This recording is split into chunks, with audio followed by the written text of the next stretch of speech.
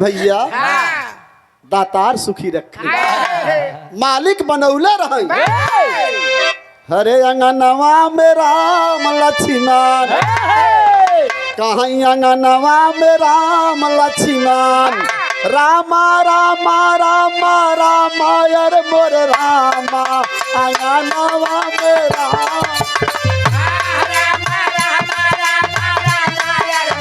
अरे दिया भैया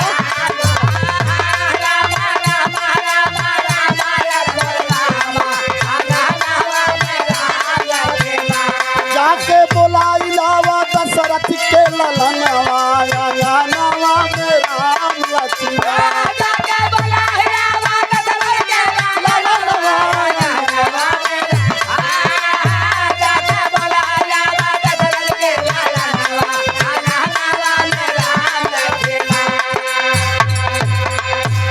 क्या बात है, बहुत अच्छी। हमारे धर्म के बड़े भैया डॉक्टर हरिलाल यादव ग्राम सिंगाही नजदीकी बाजार दुर्गागंज हल्ला रहल केहू और के केहू और हो गई सिकहर टूट बिलारी के भाग से ये सही बात हो रहा अपने में ये अच्छी बात हो जौन बगले बाग बाटे हुमे के बढ़िया आम खाए के मिले कि इलाहाबाद जाबे तब खाए के मिले जौन बगले बा आप सब बढ़िया से सूझबूझ से काम कैले बस दादा गाँव आई अरे कहाँ नैना नैना नैना ना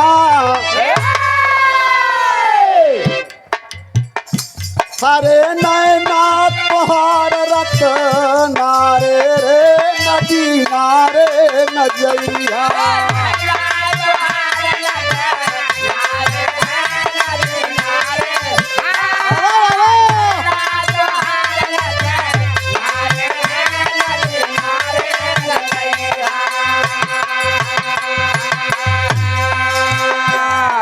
हमारे धर्म के बड़े भैया कई वर्ष मुंबई में कार्यक्रम भी कराए और जहाँ जहाँ कार्यक्रम होता था वहाँ वहाँ पर जाते भी थे छोड़ दें कुल काम कहाँ शिवराम भैया आप 2500 किलोमीटर दूर चला आइए है का हो तो का हम इतना उड़ाई कह सकी हमारे बड़का भैया कल्लू यादव सनहुआ प्रतापगढ़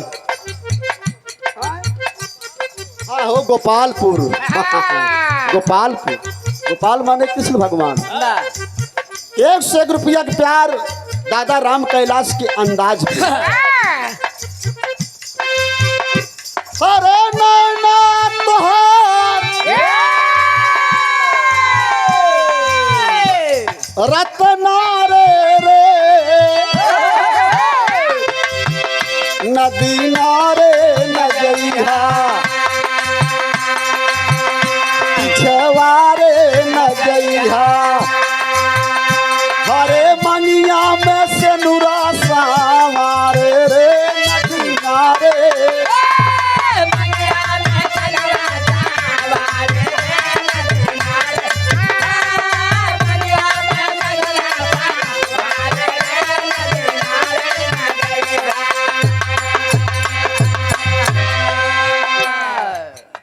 दुल्हा के एक रिश्तेदार जान ले न्योते में आई है दूल्हे राजा के जीजा जी राकेश यादव बीडीसी ग्राम देवासा लगन चलते भी और नात मात अपन खान पीन चला गई समय भी आजकल वैसन बा सादर 500 रुपए का सम्मान हमारे बड़े भैया राकेश यादव बीडीसी देवासा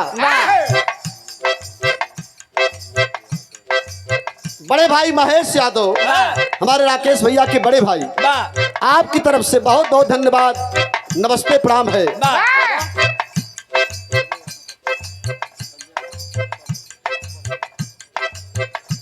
बड़े भैया संजय यादव परसा बहु से वह 7 तारीख के आनी न्याय हो जाती है 101 रुपए का सम्मान अभिनंदन है बंदन है डॉक्टर अमरनाथ यादव बीरापुर बाजार 101 रुपए के सम्मान जे आपन रहा थे वो पछड़ जाबे क्या बहुत खास जगह न्योता छूटा थे पाँव छुई के पैलगी बा कहना बा अरे नैना तोहार रत्ना रे नदी नारे नगैया पिछवारे नगैया अरे मंगिया में सनुरा सावर नदिया रे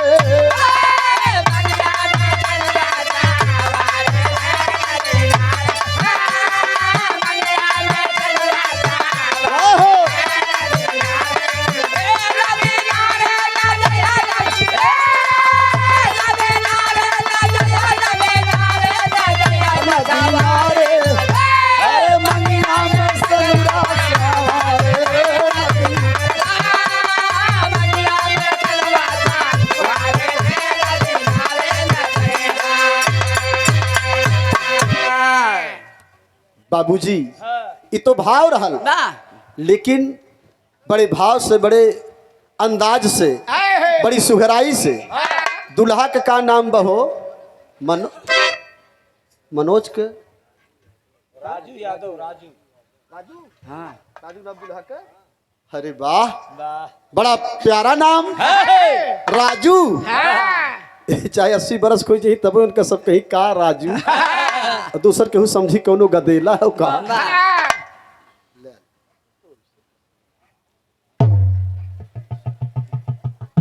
आशीर्वाद मिला 251 रुपए का पावन प्यार भरा आशीर्वाद श्री राम सहारे यादव ग्राम परसा मऊ 7 मई के हमार सीताराम भाई के कार्यक्रम रहा वंदना भइल दुल्हा दुल्हनी के आशीर्वाद भैया तो दे ले रहे हम तो सिर्फ 2 लाइन दे रहे वैसे सब कहते शिवराम है नानी आय ज्ञानी यार हम कहे जा काहे सबके बदनाम कहे अपने ही आवत ब्या शिवराम के बस के हो तो जब नहीं तब यहाँ बोला 251 रुपया के प्यार आपो के बेटवा बहु हम पूर कर लिए यही छेड़े रहे कहे ना बा हरे सीता कई मनिया भराई हो राम आए अवधपुरी सीता के मनिया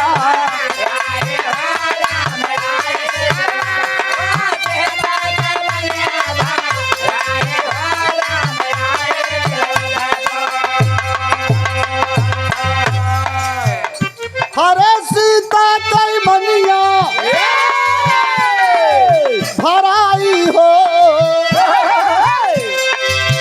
दुल्हा आए अवधपुरी राजू आए अवधपुरी कहीं सिरवा पे सेहरा सोहाई हो राम आए अवधपुरी पे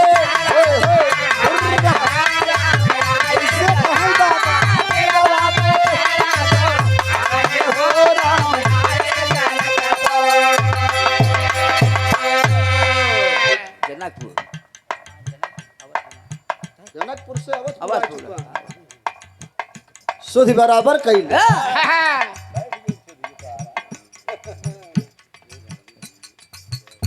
दूल्हे राजा जागत हैं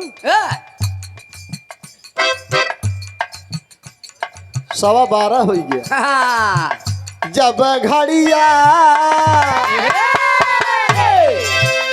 जब घड़िया बजाए 3:30 बजरिया में चली आना जब घड़िया 3:30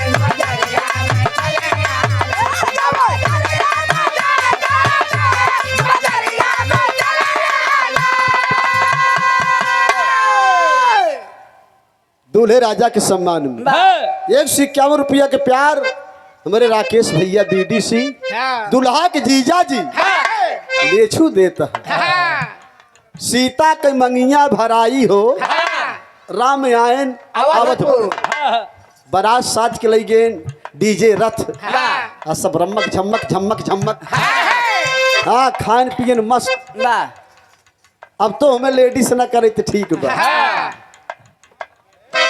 अरे बधी गई बंधन कई पावन प्रीतिया अरे तोड़ी के सारा सन निभावई राम रीतिया तोड़ी के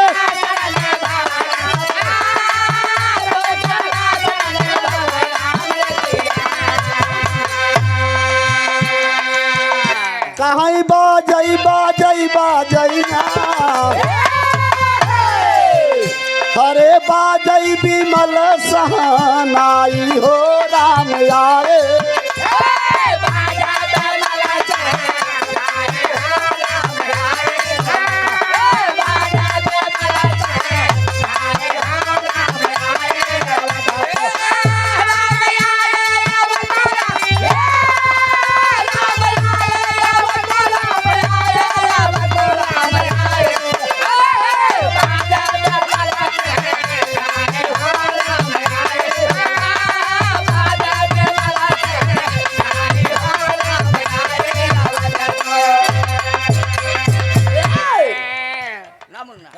बारे भैया जमाने की कलाकार हैं आप वाह आज भी गाती हैं श्रीमती केशवराज इसी ग्राम सभा से सादर 251 रुपए का पावन प्यार हमारे ही अखाड़े से आप सुंदर गायिका हैं और सुंदर पुष्पमाला इस फूल का भी सम्मान होना चाहिए जो सबका सम्मान करता है परसम और नरेश जो सबका सम्मान करता है जीते जी मरने पर भी यह फूल इस फूल का शायद कोई सम्मान नहीं करता लेकिन मैं अपनी गीत के माध्यम से करना चाहूंगा इस फूल का सम्मान टूट कर बिखर जाता हर टूट कर बिखर जाता हर तू सदा जमाने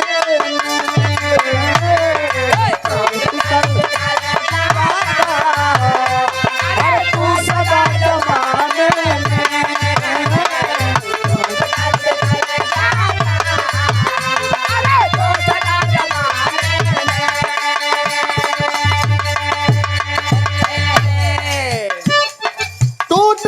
बिखर जाता तू सदा जमाने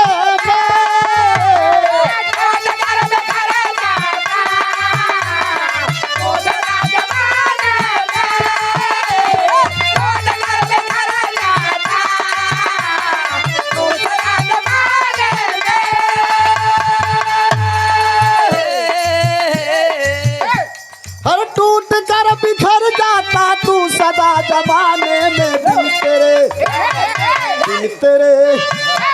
दिन तेरे नहीं हंसती हर मूर्तियां मनाने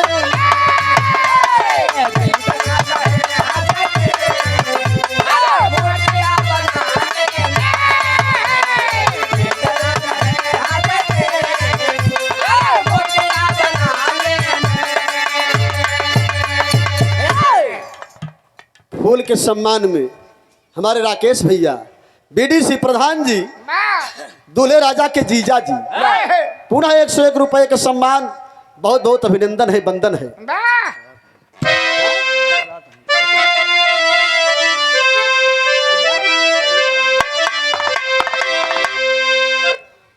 बधी गईल बंधन कई पावन प्रीतिया और तोड़ी के सारा सन निभाए राम रीतिया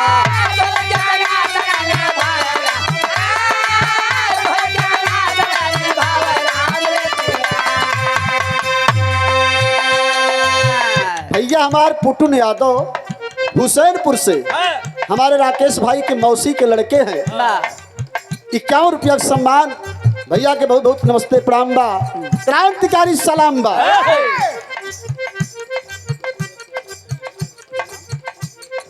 श्रीमान ब्रिजेश यादव कुंभापुर आपकी तरफ से 101 रुपए के सम्मान बहुत बहुत नमस्ते प्रणाम है भैया आप सबके नमस्ते प्रणाम बा कहना बा अरे बाजई बाजई बाजई ना कहीं बाजई विमल सहनाई हो राम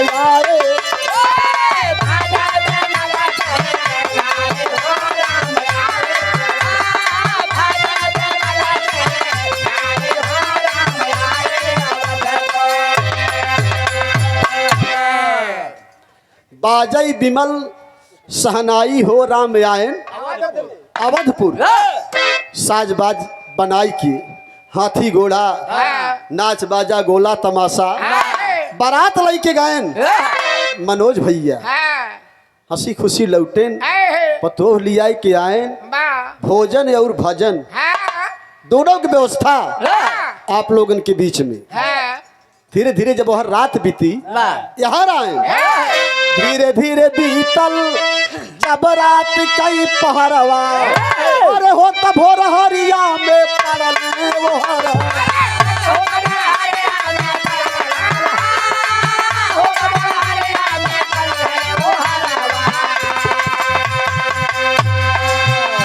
अरे भैली सिया कई विदाई हो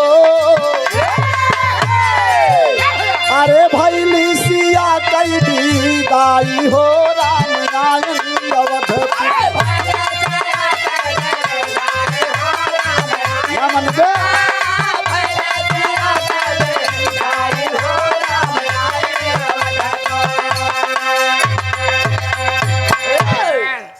भैली सिया कई विदाई राम आयन बहुत गीत गारी गौनई भाई होए और इससे अब होत नाइन बच्ची धीरे से हे चकमक चकचका शांति ए बाबू पहले लोग भोजन करे बैठे तो गांव के माता बहन बूढ़ जवानन के दूठ टोली बैठे गारी गावई मंगल गीत गावई अब के मंगल गावई तब एक दाएं बिया होत रहा खाली हुई मड़वा में सिंदूर दान हो तो परछन हो अब तक एक दाएं सगाई हो का भैया कतो कतो गुद भराई हो 15 ठे गाड़ी 40 ठे मेहरारू 70 ठे मनसेधु 80 ठे रहे तब बराबरी नहीं कह पावत हाँ ये पहले अपन चुनरी मुनरी सम के कहीं चले के बाटे सगाई एक ठैया वही देख ले कई लाख का खर्चा हुई हो जाते बाराती दिन बतावा 3 दाएं बिया होत एक दाव वो हो एक दाव जयमाले हो तब एक दाव मड़वा जब मड़वा में आई है तब गई है हाँ भाई गाटाई कहीं मथुरा नागरिया में फरली बाईया हो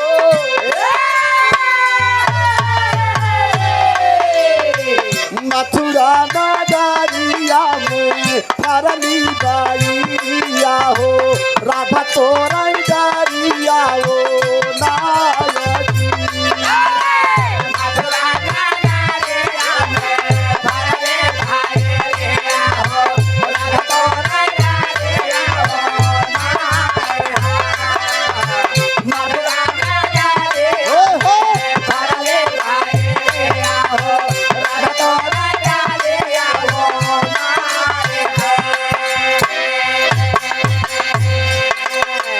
झाझर माड़ुआ जनछा वाया ये बाबा हो झाझर माड़ुआ जनछा वाया ये बाबा हो लगी है सूरजवा के धाम हो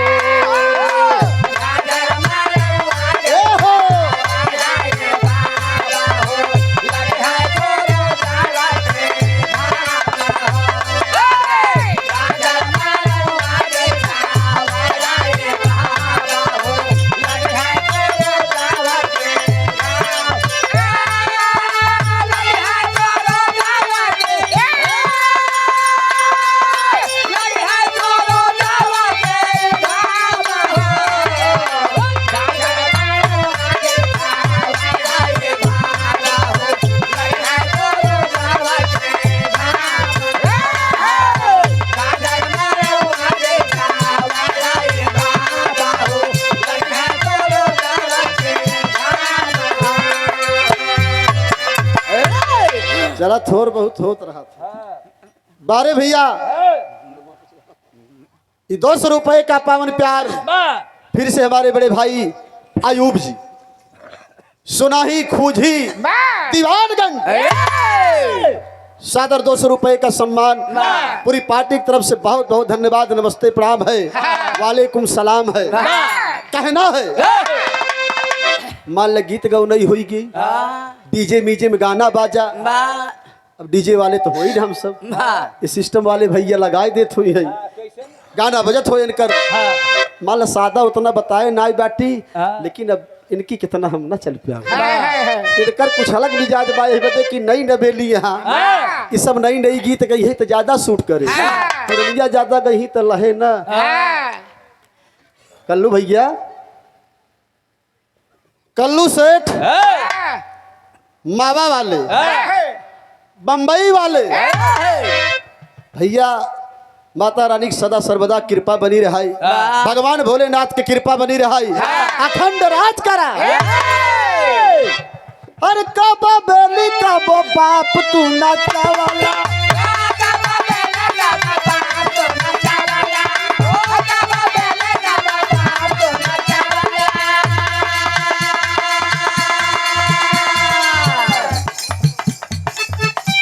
बड़े राकेश भैया के बड़े भाई महेश नारायण यादव खाना बनाने वाले हैं आप। बारे भैया आपके कैटर्स हर जगह व्याप्त रहा, चला है वहीं तना अगले मई में हो सका थे न्योता आपके दे 500 रुपए के सम्मान। बहुत बहुत नमस्ते प्रणाम बा, लेकिन कहना बा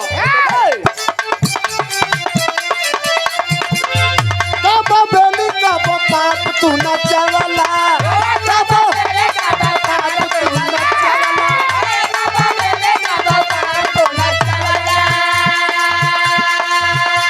वो साटा के पैसा सधवला, पैसा सधवला,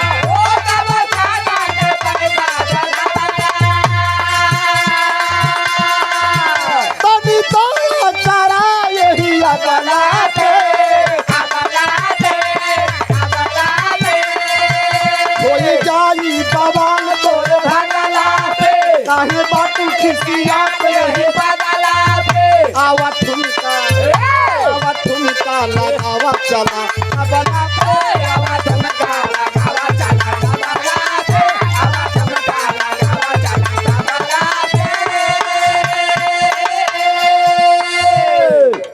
सलामे इश्क मेरी जान जरा कबूल करना, सलामे इश्क मेरी जान जरा कबूल करना, तो हमसे प्यार करने की जरा सी भूल कर, मेरा दिल बेचैन, मेरा दिल बेचैन है हम सफर के, मेरा दिल बेचैन है हम सफर के, मेरा दिल बेचैन है हम सफर के। मुड़ी हिल गई जब साउंड वाले के मुस्कियाए दे खाली, लेकिन पैसा ना निकल मशीन बिगाड़ देवे का जान ले स्टाफ यार ले ले कौन हमन बड़ी बात जात की जब जाना तहा 25-50 करोड़ में सांसद मंत्री बिक जाता है, उनका ना आटत बा दोबारा फिर लड़ाई बदे तैयार है, तो 150 देश का क्यों भिखारी ने हो जाए। जब जान तहा आटे ना, जब 25-50 करोड़ लाई के ना आटा उनका, हम आप ते मान ले अबे बेरोजगार है, हमार तो एटीएम आप ही सब है भैया, आप ही सब देत है, तब लड़किया MBA करतबा NDA करतबा, 8 तारीख लेंटर परवाई था ना, तब ले वही छपरे के नीचे रहे। मलकिन कहीं किसत होए हम कहे अपना कहबू 3 तल्ला ले, जब 3 तल्ला तू काने में पहिरत गया तो 1 तल्ला कहाँ से ला दी। धीरे धीरे काम करा, कहीं तू अपने गाना में लेके चला जाता हम कहे जब हमारे भाई खेती है तो लाई कहाँ जाए, गाना में तो जब खेते खेतहरी गीत आते 1 से 1 रुपए के सम्मान दूल्हे राजा तैयारी बनाई के आवत। बहुत बहुत धन्यवाद राकेश गैन, कहन हम उनकर जीजा ही हम जवन कहा वही करी, तो ये अच्छी बात बाटे तोहार सार बहनोई के रिश्ता बना रहा, ये धन्यवाद मनावा वही बिटिया के। अगर बिटिया न होता तो संसार में एक रिश्ता ना हो, न तो केहू केहू के मौसिया हो, न केहू के साढ़ू हो, न केहू के बाप, न चाचा, न फुफ्फा, ये नहीं सब बाटी तबे कुल रिश्ता कायम बा। अरे गाँव टोला कस्बा ही लैलू गली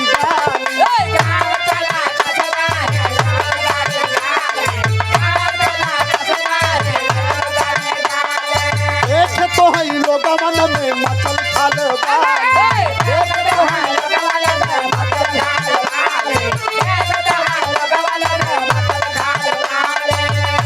अरे भाई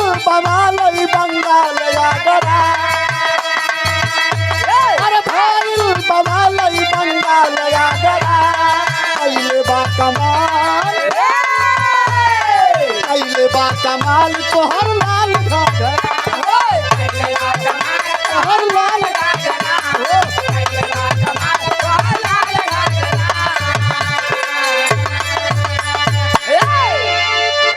टिकरी की धरती से राकेश भैया के बड़े भैया के साढ़ू ग्राम टिकरी से 101 रुपया पुरस्कार बा। टिकरी तो खाली मेहरारू निकारा थी देवी बदे बड़की बड़की पूड़ी अपना छाना थी जानती हैं देवी जी खई है यही तेरे का छोट छोट टिकरी दई दा बड़की छाना अपना सब लपीस ले गफा गप। बारे भैया साढ़ू पूजा में हनुमान और रिश्ता में सढ़ुआन। बड़के बाबू के बिटिया के बियाह पर जाए तो परदेसी छुट्टी न पाए कच्चे लहुर की सढ़ुआनी के बियाह पर गया 1 महीना पहले नपली केसन चाप दे साहेब हमका घरे जाए के तो सढ़ुआनी न कम ना होती कहा थी जीजा जाना तो चुनरी तो खरीद क्या जमाना है बारे दुनिया संसार हाई है करत मरुमर खियानी टटिया के खोटकावे नानी इनका सब कुछ छोड़ा इखे कौन बिरहा रहा हो लाला राम अच्छा वो तो हमें चला गया लाला राम और श्री राम वाले बड़ी पुरान खेला रहा अगले से पूछ ले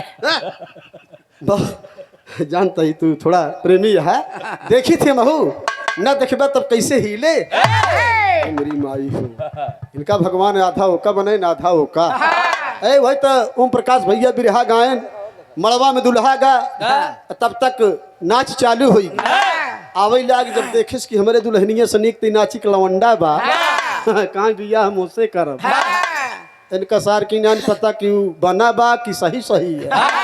एक दिन हम 12 नंबर से पूछे जनाना है जनानी बड़े टावर से बहादुर कहे समझ यार जनाना ही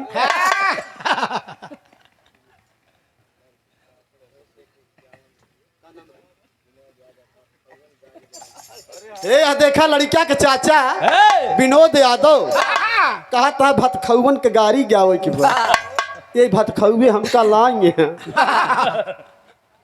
लाई है तब का ससुरारी तो आई है तब का अच्छा ससुरारी में अगर गाड़ी न भई राकेश सुना 500 नहीं 5000 वाली बात नहीं भाई पदे वाली बात मैं गलत कहा तो बताया गाड़ी जब ससुरारी में जावे तो गावा जाए अब कितना जने त्रिसिया आई गए कहे ना हम तोरे न यरन न जावे वहाँ 3-3 सरहद 2-2 सड़ुआइन वैसे जैसे घुरमुसुए से बैठी रही एक आखर ना कहीं की ऐसे न बारतिया ना देखे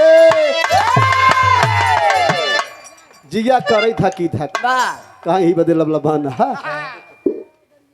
गाड़ी कईयो किस्म को थे विनोद दूल्हे राजा के चाचा 151 रुपया के प्यार बा बहुत बहुत नमस्ते प्रणाम बाटई भतखौवन के गाड़ी गवाई बदे भतखौवन के गाड़ी बिरहा में होए जमन आज के विषय बा अकल और बुद्धि के पहला बिरहा रहा चल ठीक बा और ये थोड़ा सा हास रस में जीते जी स्वर्ग जाते रहे लाला कहन की नाही छत्री पंडित कौनो ग्वाला हुई है नाही छत्री पंडित कौनो ग्वाला हुई है इतना तगड़ा बुद्धि वाला कौनो लाला हुई है। राजा के दरबार लगा नर्तकी नाचे लाग जब राजा नसाने ले लो सब ले लो मुनीम सब दई दे लिख दें लेकिन मुनीम रहन होशियार बचाए लेन सवेरे जब राजा को होश भा कहन कहो यार कुल दई दे है कहन झूठे कलमिया चलावत रहे तो हर हुकुम बजावत रहे अबे तक राजा की नाई पता रही कि मुनीम कवन जात है कहन एक का पता लगावा तब हो अंतिम में बताएं कवि जी की नाही छत्री पंडित कौनो ग्वाला हुई है इतना तगड़ा बुद्धि वाला कौनो लेखपाल पटवारी पहरे लालई होत रही बारे नेताजी मुलायम सिंह यादव आपकी देन है कि हर जात प्रधान हो लाग हर जात सब पोस्टेड हो लाग हर पद के पावे लाग ई समाज और सम्मान के बात बा हिया कोनो राजनीतिक मंच नहीं न कोनो जाति बात के बात बाटे न व्यक्ति विशेष के बात चला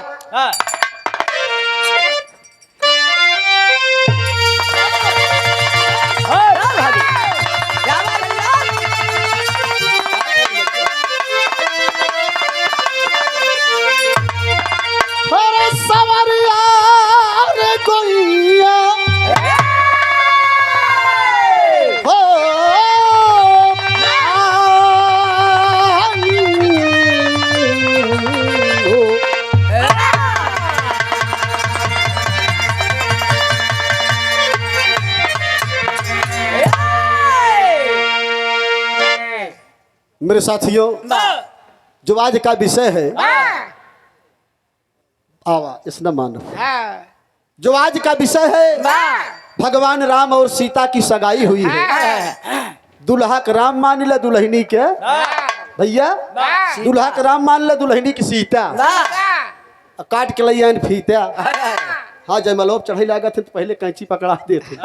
जयमाल वाले कुछ हरदान दक्षिणा कहे जा तब जा।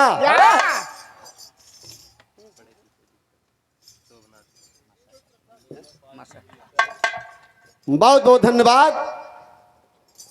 ये हमारे छोटे भाई जो बेटे के समान हैं, आपके बड़े पिता श्री सोमनाथ यादव, बीरापुर बाजार, राजू राज के नाम से मशहूर हैं आप। बिरहा के क्षेत्र में नया नया कदम पड़ा है और मालिक करें माँ सरस्वती आपकी जिह्वा पर विद्यमान हो, माँ सरस्वती के आंचल के फूल हो। हमारी शुभकामना आपके साथ है बेटा। मेहनत करो, परिश्रम करो, दुनिया में नाम करो।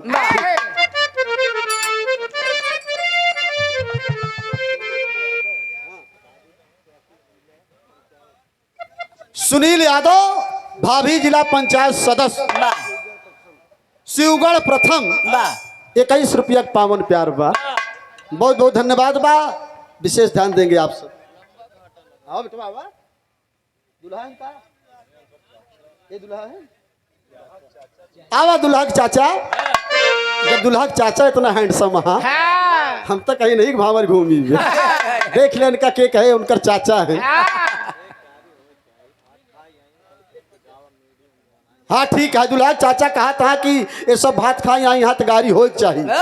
गाड़ी बिल्कुल होए बेटवा, उनकर चाचा भले है लेकिन हमसे लहुरई है। हाँ, जब हमारे नाती पोता हो गए हाँ तो मान ला लड़के समान बाटे, 1 रुपया प्यार बा, बहुत बहुत सम्मान बा।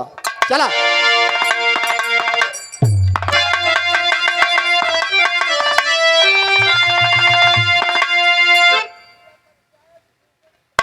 केशवराज, अखाड़ा 21 ब्या, घराना 21 ब्या, दुअरवई किया है। हम जानते रहे आप फिंगे हुई ना तो मना कहे होती रतिया की रोकत रही, बड़े अड़बंगे रहे। ये आपको सम्मान जाने दे, दुआरी पे चल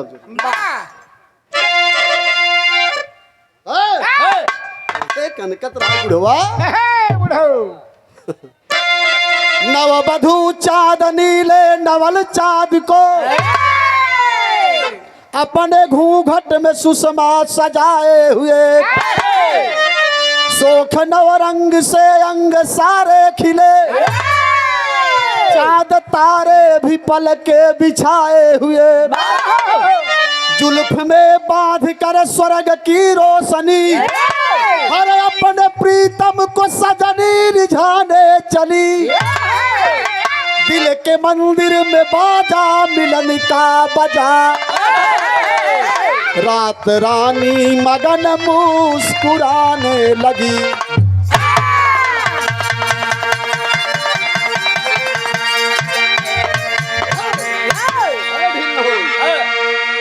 पाँच जने बल गए, हरी आधी मसुइया झूल गई बे। जितेंद्र कटवाई दे बदे बल दे, फिर नवा नवा आई रहा तो कत पते भी ना। चला एक लाइन गीत बा। इतने करीब, इतने करीब आके दगा दे गई मुझे।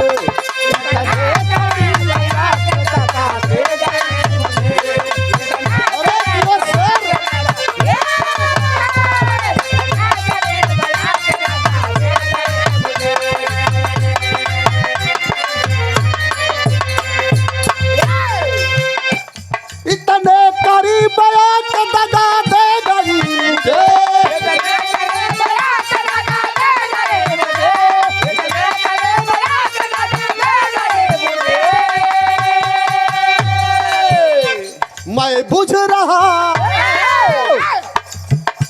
मैं बुझ रहा था या के हवा दे गई।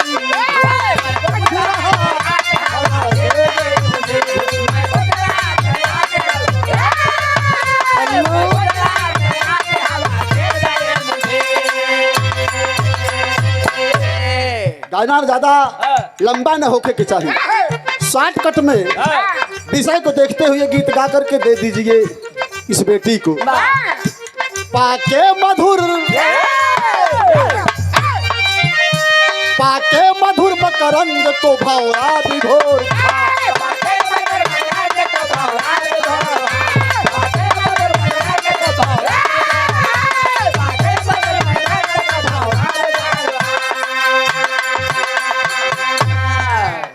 पाके मधुर मकरंद को भंवरा विभोर था।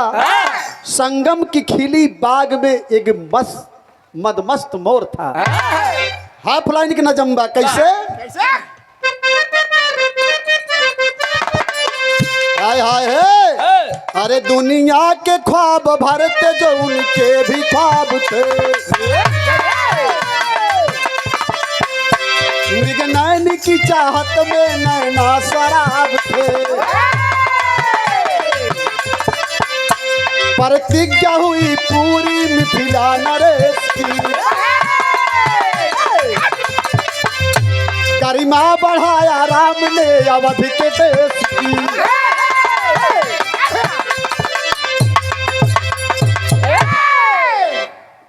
भैया बाबू बात के समझला। भगवान राम लक्ष्मण जब विश्वामित्र के साथ गए सरासन को तोड़ दिए, नैनाचार हुए। सीता जी को लिवा के आए जब ससुराल में, जैसे आज ही दुल्हन नई नबेली अपने ससुराल में आयल बा, यही प्रकार से जब सीता जी अली अयोध्या में भगवान राम मुलाकात करे गई, कोई समय के बात बा, बन गए एक पत्ती और बढ़ाई ले।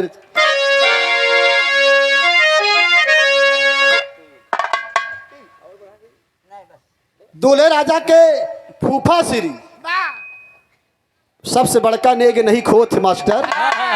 101 रुपया सम्मान बा पट्टी की पावन धरती से। पाँव छू के पैलगी बा, यह लोग मड़वा में बांधा जाते तक डोरा ओरा लपेट जाते। कहाँ एक ताक जब टूटा थे जानत हम तो न कहा गीत बदल गई। भाव है बा अरे आइल गारा मिया के दीन आए किया दीन हो राजा बेनिया डोला आइल गारा मिया के दीन हो दुल्हा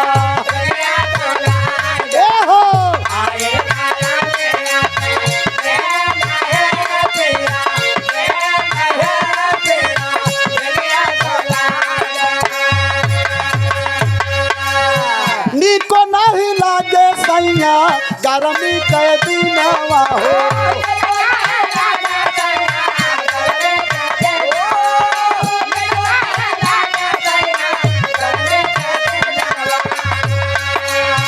तारा तारा चुआ तारे सर से पसीनावा हो यो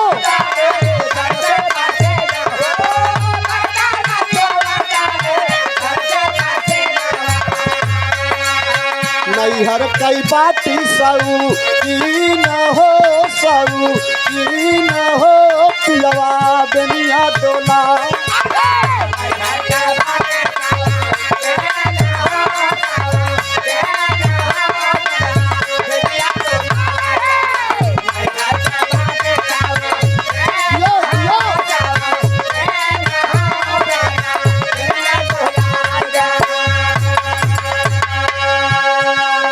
के पूजनी पिता श्री मनोज यादव बहुत बहुत माया पुरस्कार किए, बहुत बहुत अभिनंदन है, वंदन है। लेकिन इत गीत रहल भगवान राम जब सीता जी के लिवाई कैले अयोध्या में, अरे अली अयोध्या के धाम हो यारे धाम हो सीता बन के दुल्हनिया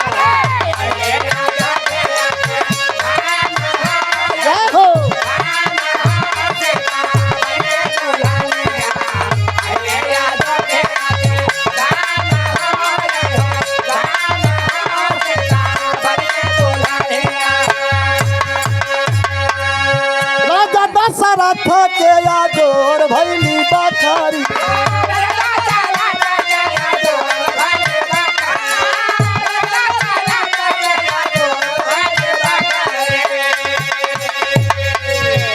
दूल्हे राजा के जीजा जी के पिताजी हमारे बाबूजी की तरफ से 1 रुपया के प्यार बा बहुत बहुत पहलगी प्रणाम बा नाराज जिन होया ना कहा पैसे देते ही भाई शिवराम हमका गाड़ी हो गई हम कुछ ना कहा तही ससुरारी वाले तोरे समधियाने वाले डोली से चंदा दुआरवा जब उतर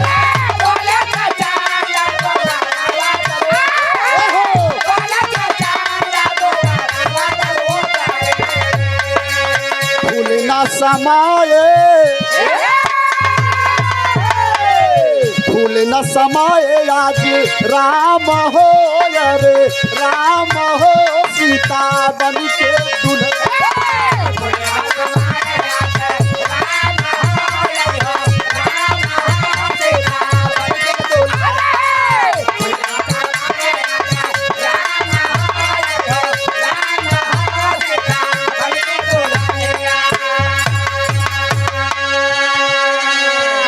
₹51 दूल्हे राजा के छोटे भाई देवर की तरफ से हाँ भैया भैया तय हो जाते उनसे पहले ससुरारी ये पहुंची हाँ भाभी समाचार ली ₹51 दूल्हे राजा के बुआ के लड़किया आपकी तरफ से दोनों भैया के नमस्ते प्रणाम आशीर्वाद के कामना बा भगवान राम सीता जी के लिए आई के आए जब सुहाग कच्छ में गए जब सुहाग कच्छ में भगवान राम पहुंचे और सीता जी देखिए संस्कारवान चरण स्पर्श करती हैं प्रणाम करती हैं आरती उतारती हैं और आज के सीता चलते एकदम पहले मनगढ़ टहरिया बिना बिया हो कल्लू भैया आज के जनरेशन है अब कितना जने बिया हो पहले वही तोड़ लेहन थूथुन दूसरे के का बताइए एक ठे मार भैने रहा गरा महावीर लौटन हाथ गोड़ कहन मामा हमार एक्सीडेंट हो गया हम कहे तब कहन कि यही बाटी चला आवा गए जब देखे तो अब का बताए हम कहे हमका बताया ना कि हम जोड़स बाटी ससुर भावर घूमे 22 नवंबर का बहने दागी कैले हाथ जोड़ते ही भैया हो जैसे संस्कार बा माई बाबू जैसे करत कराओ तो वैसे करा काहे भागत था तुहार थैया ये पहले मनगढ़ पहले ही मनगढ़ है हुआ तो 7 बजे के बाद जब लाइट जलत है तब चमचम चमचम गम गम गम जातन हनीमून मनावा उखड़ी अरारी से बढ़िया का बड़का भैया सीता जी बड़े भाव से बड़े प्यार से भगवान राम को प्रणाम करती हैं और राम भगवान जब देखें कहन सीते इतना बढ़िया ये देखा गाड़ी की धुन लग गई कहाँ नीचे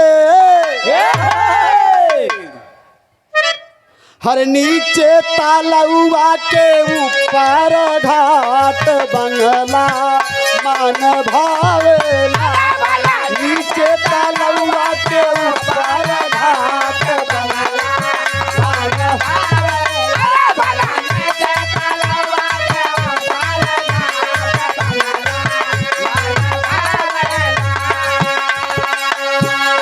वही घाट गईली समधी कई बही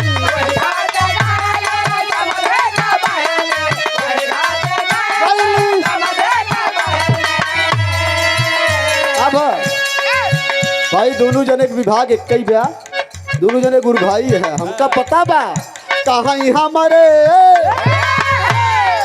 हमारे मानो जरा मारिया वैसान बंगला मान भावेला हमारे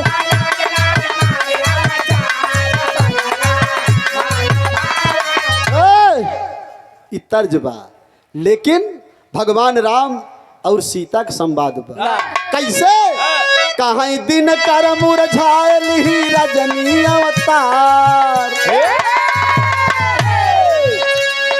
दिन कर मुरझायल ही रजनी अवतार रतिया शुभ आइल बा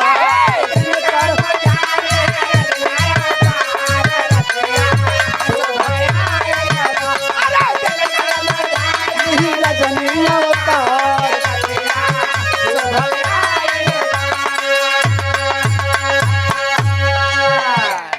सजिया पे करे प्रभु मीठी मीठी बतिया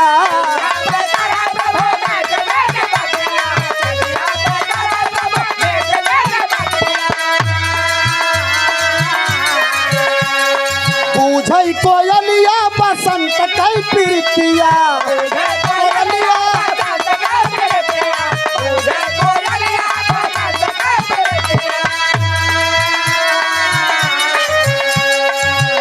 कहीं निरखे अरे निरखई सूरतिया घुघुटवा के तार रतिया सुभराइल बा निरखई चाय मंगाओ भैया चाय ए राकेश चाय मंगाओ चाय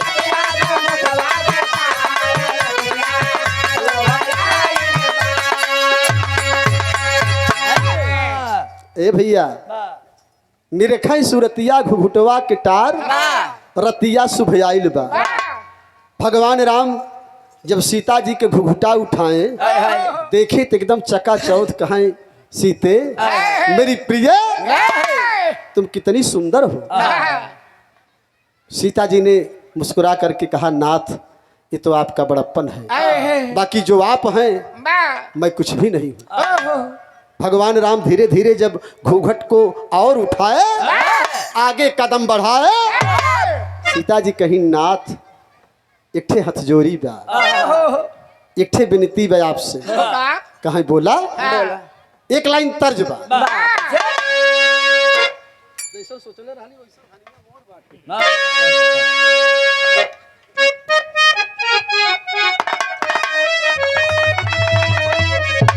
भाबा कि जैसन सोचल रहली हो त जैसन सोचल रहली वैसन धनिया मोर बाड़ी सावर नगोर बाड़ी जैसन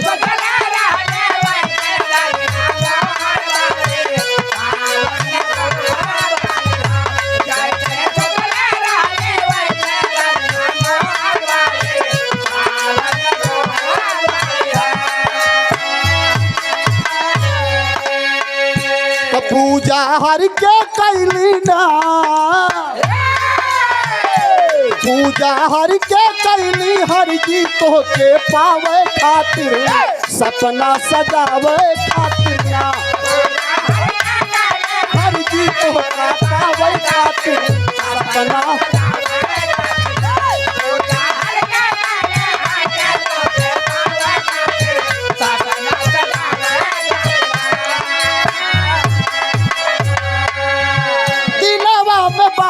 हमारे ही है यारा मनावा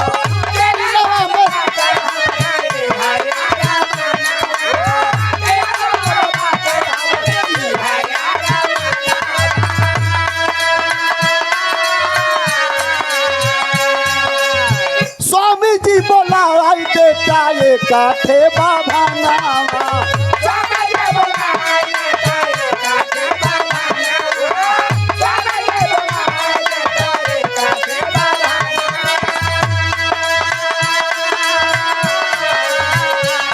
आप श्रीमान प्रेम यादव ग्राम चंदेलेपुर से भैया प्रेम की तरफ से 101 रुपया प्रेम भेंट बा बहुत बहुत नमस्ते प्रणाम बा। लेकिन कहना बा सीता जी कहने की प्रभु नैहरवा में हम एक ठे मन्नत माने ही कि ससुरे में जाओ एक ठे बाभन खियाऊ स्वामी जी आधा पेट तमन्नत मनले बाटी आधा पेट खिलावे खातिर पूरा सजावे खातिर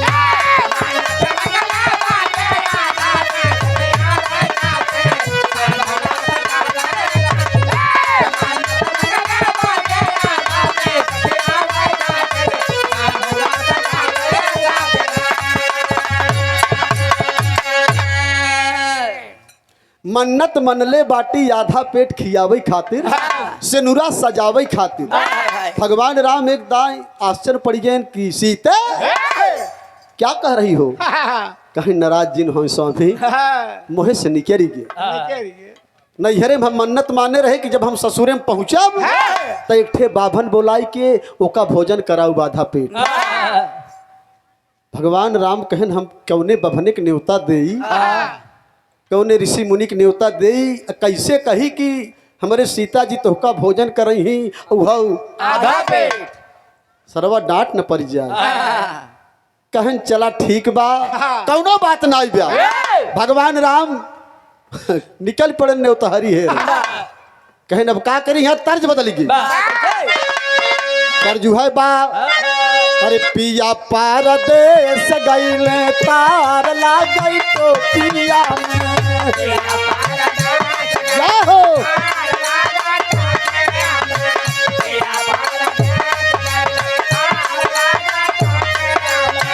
तार लागे टोपिया सितार लागे टोपिया में, तार लागे टोपिया सितार लागे टोपिया में, राजा पारदेस गईले तार लागे हो।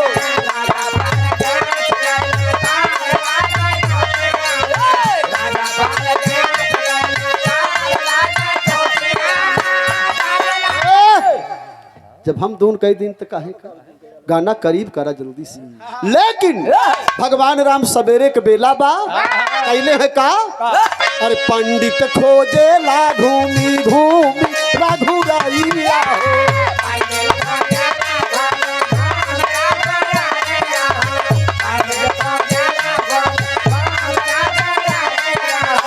केहू नहीं मिले सूझै कवनो उपाइया हो, केहू नहीं मिले सूझे कवनो उपाइया हो।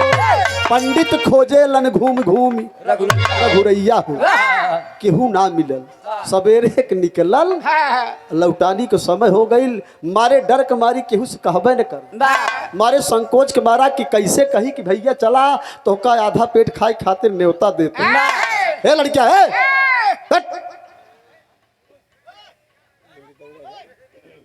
पंडित खोजे लन घूम घूम रघुरैया हो। खोजाता भइले सुबह से शाम हो।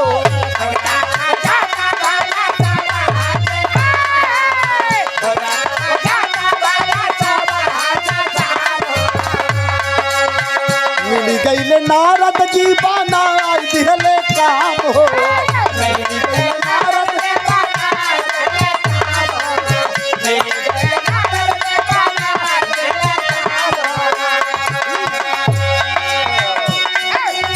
कुंभज के पास लेके अइले मुनि रैया हो, कुंभज के पास लेके अइले मुनि रैया हो।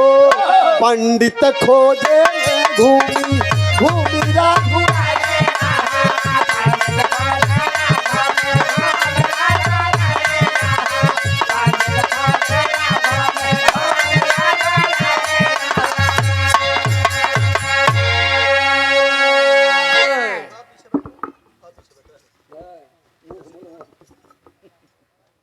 पंडित खोजे लन घूम घूम रघुरैया हो।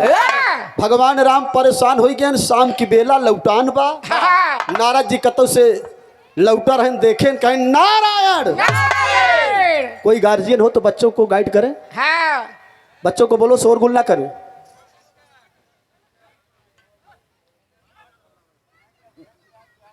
ए बाबू, भगवान राम के भेटाई गए नारद जी। कहन कहाँ ठहराता है? कहन महाराज भले आया आप, हम सवेरे से परेशान ही, कतौ क्यों भेटात नहीं। कहन कैसे?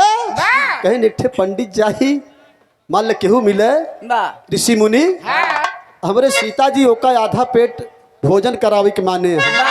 कहें तुहार बात तो बड़ी अड़बड़ बा, लेकिन चला लियाई कहन कुंभज ऋषि के पास। कुंभज ऋषि के पास आए, कहें महाराज हमारा न्योता स्वीकार करा, सेवकाई बाबा करी है जानकी। अरे सेवकाई बाबा करी है,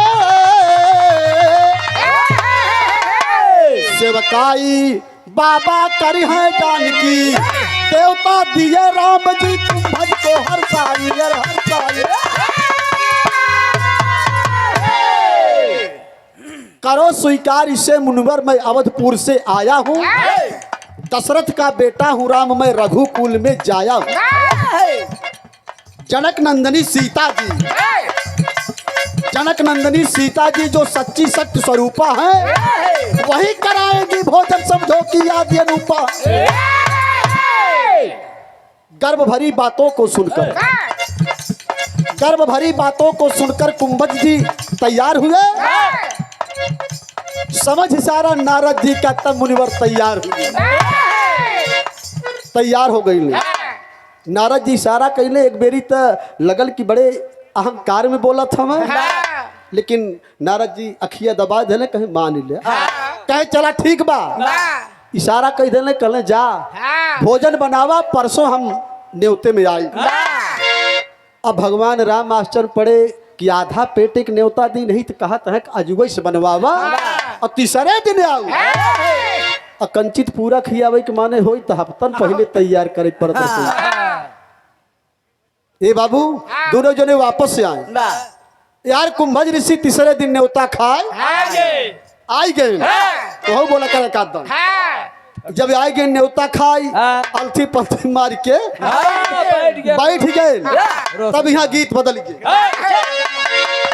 गीत है बा कौनो मेहरारू अपने मर्द से कहती बा, का कहती बा कि मोही प्यार करऊं भरता,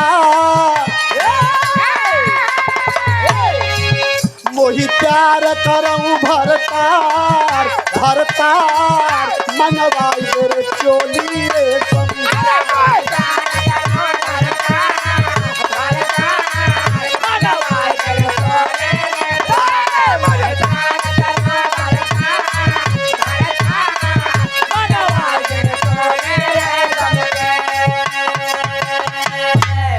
लेकिन ए बाबूजी कुंभज ऋषि जब अले दुआरी पे भोजन करा, तब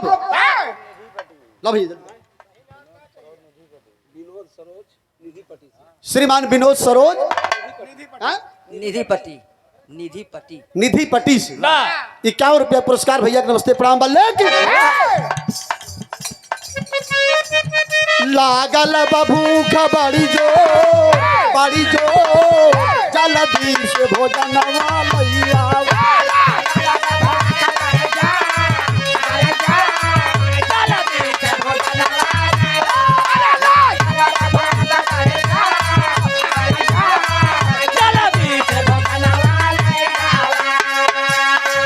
आ गईली भोजन की थाली, आ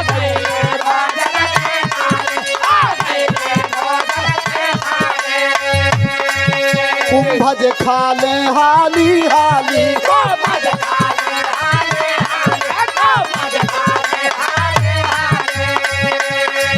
खाना पड़ गई ले थोर, अयो थोर जल्दी से भोजन वाली।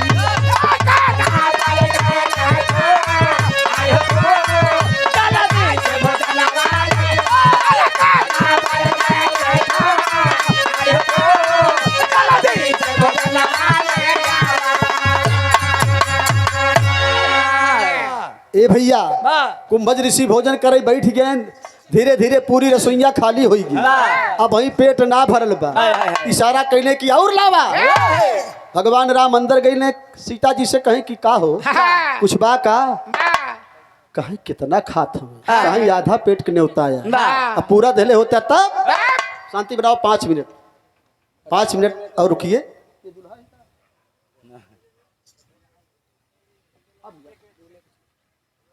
दूल्हे राजा के छोटे भाई 51 रुपया पुरस्कार, बहुत बहुत सम्मान आशीर्वाद के कामना। अगले साल तोहरो बिया पर जय हो। बाबूजी भोजन खत्म हो गई, अब का करी।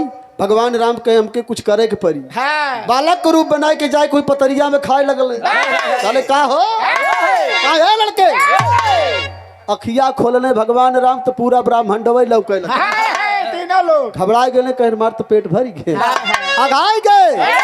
गीत बदल गई। अरे ही पार गंगा माई हो, वही पार जामुना।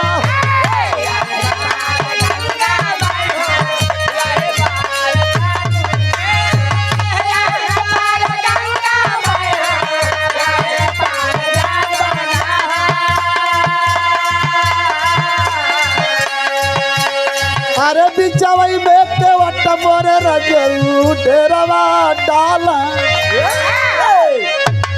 इतना लंबे से हो गया ई भाव रहल।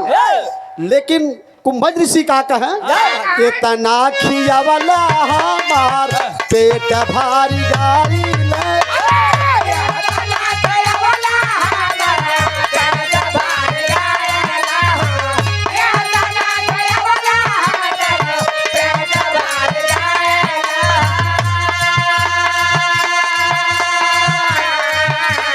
अरे जल्दी से पियावा हमके पानी रघुबर।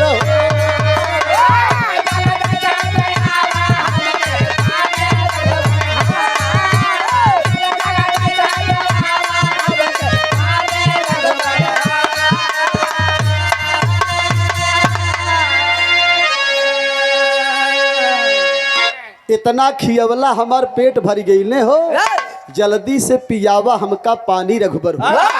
भगवान राम कहे है कुंभज पनिया पियई के हम तो बेहनी न बातिया हो।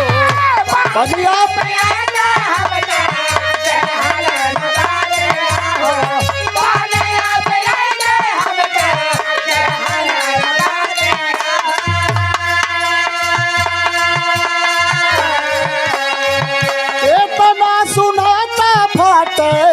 मुनि जी के छातिया हो।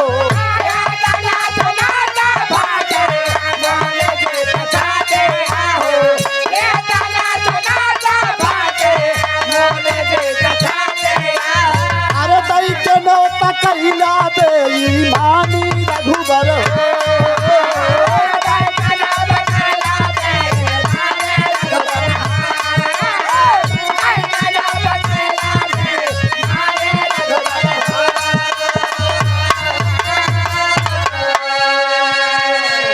कहे राम जी कुंभज से हर साई समय आई जब।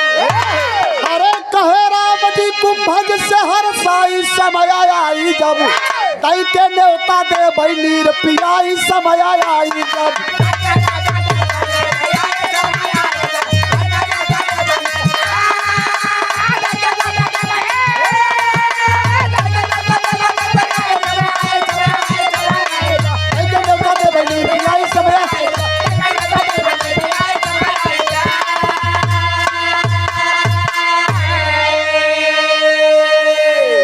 कहाँ है कुंभज हम तो का भोजन करे के न्योता दी नहीं, पानी पिए के न्योता ना दी नहीं। बतावा भोजन कतौ करबा पानी कतौ पियाई। कहीं ना जब समय आई तो तोहका हम पानी पियाई दे। जल जला समुंदर तू सुखबा हम कहाँ से पानी लईबे हो। त्राही त्राही मत जाई बाबा कैसे जगत बचैबे हो। अरे चले आश्रम तब अपने गुसियाई समय आई जब। प्यास से व्याकुल दिन रहे बिताई समय आया।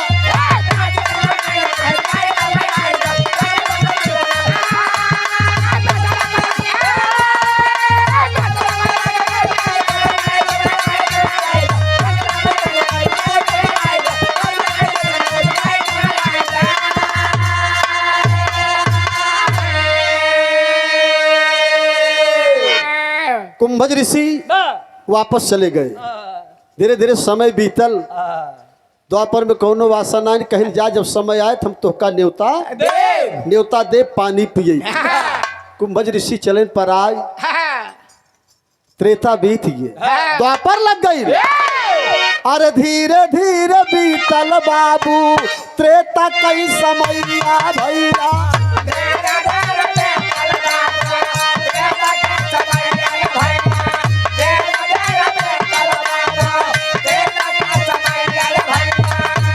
पर युगवा में कौनो आशा ना देखा। पर युगवा में कौनो आशा ना देखा।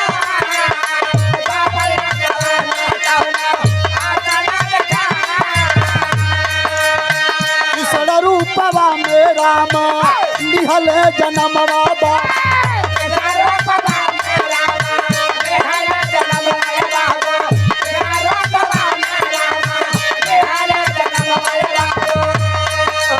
सुने वाले भैया बाबू त्रेता बीत गई, भगवान राम कृष्ण के रूप में अवतार लिए। बाल बाल तमाम लोग इंद्र के दरबार में दूध भेजत रहे। भगवान कन्हैया कहने की आज के बाद कोई दूध लेकर नहीं जाएगा। दूधवा न गाईंद्रा देवकी न दरिया भैया,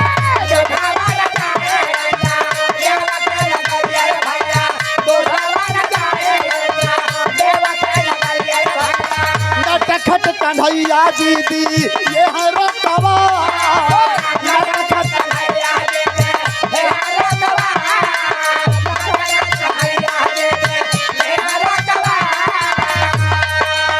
क्रोधवा में चले इंद्रा गौवा डुबावे बाबू, क्रोधवा में चले इंद्रा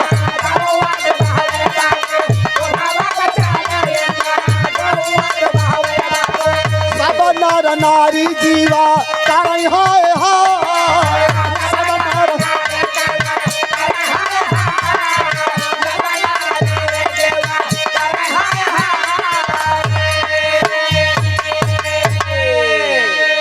जब भगवान कन्हैया इंद्र के दरबार में दूध को रोक दिए, इंद्र को क्रोध आया, घनघोर वर्षा,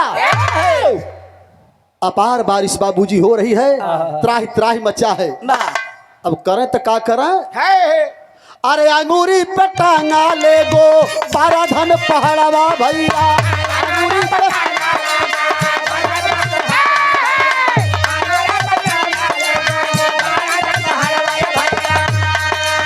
सब ही के लिहले मोहन जियरा बचाए,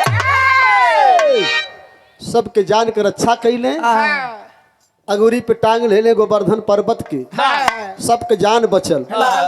पानी बरसत में मूसलाधार, वह त्रेता वाली बात याद आएगी कि कुंभज का वही पानी न्याय पिया। आवाहन कैले तो आवा जितना सोखत हो, तब वही गोवर्धन पर्वत कानी अंगूरी पे टंगले हैं। खड़ी के अंदर प्रमाण अंतिम लाइन में,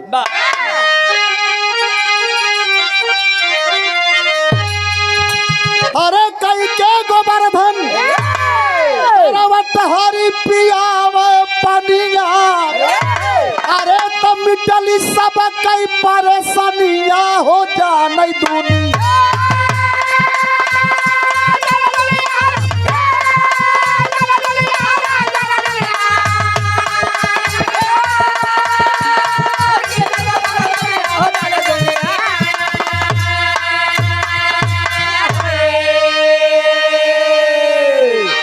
के गोवर्धन करवट हरी पियामई पनिया, सबकई मिटली परेशानिया हो जाने दुनिया। गोवर्धन पर्वत को अपनी कानी अंगुली पर टांग लिया, मूसलाधार बारिश हो रही है। भगवान कन्हैया ने कहा कि कुंभज आइए जल पी लीजिए। तब से कहे पूजा गोवर्धन के चालू करवाए, और राधा संग काधा जहा रसिया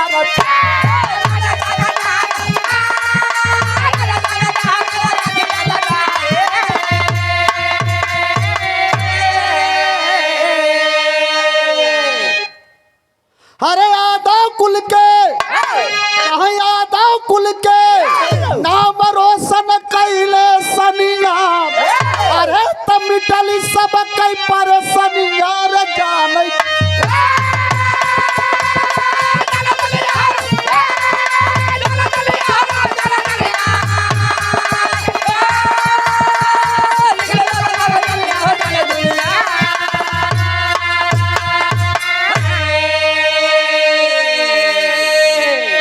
भगवान राम सीता के बियाह भइल, सुहाग कच्छ में सीता जी जवन मांगन मांगली कि एक युग बीत गई। यह एक मुँह दिखाई।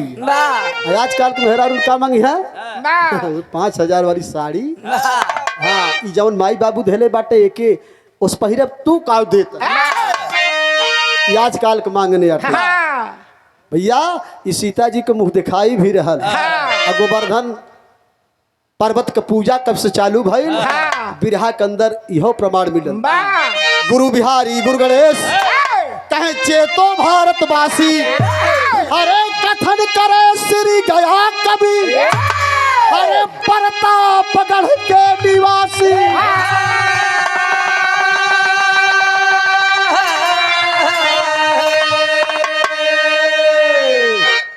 सेवकाई बाबा करिहा जानकी। इस गीत के राइटर कहीं और के नहीं बाबूजी, इस प्रतापगढ़ की धरा पे आसपुर देवसरा ब्लॉक विधानसभा पट्टी ग्राम बिझला के निवासी श्री गया कवि बिरहा जगत के एक उदीयमान कवि है। हर कलाकारों का सम्मान करते हैं। धर्मेंद्र सोलंकी जिनकी लिखी हुई गीत गाते हैं, बाकी किसी की नहीं। मैं इस प्रतापगढ़ की धरती को प्रणाम करता हूँ, जिस धरती पर ऐसे होनहार, ऐसे सुंदर गीतकार पैदा हुए हैं। मैं प्रणाम करता हूँ इस धरा को। सेवकाई बाबा करिहा जानकी, गाँव शिवराम यादव रक्षा करई कन्हाई हो। सेवकाई बाबा करिहा जानकी।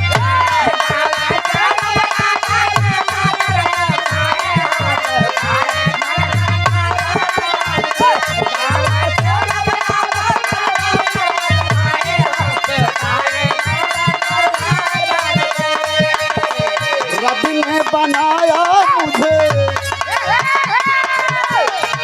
रब ने बनाया मुझे तेरे लिए, तुझे मेरे लिए हो।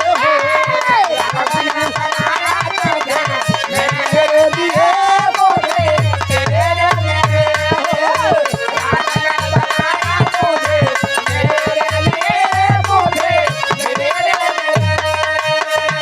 एक बना के टुकड़े किए,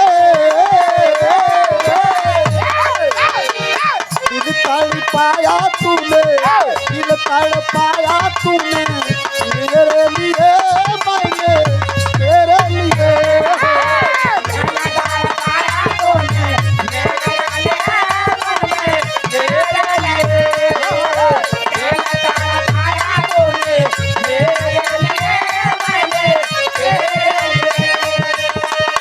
आप हैं संजय यादव परसा मऊ की धरती से, डॉक्टर हरिलाल यादव ग्राम सिंगाही दुर्गागंज से। ढेर सारी माया पुरस्कार दोनों महान भाव को बहुत बहुत अभिनंदन है, वंदन है।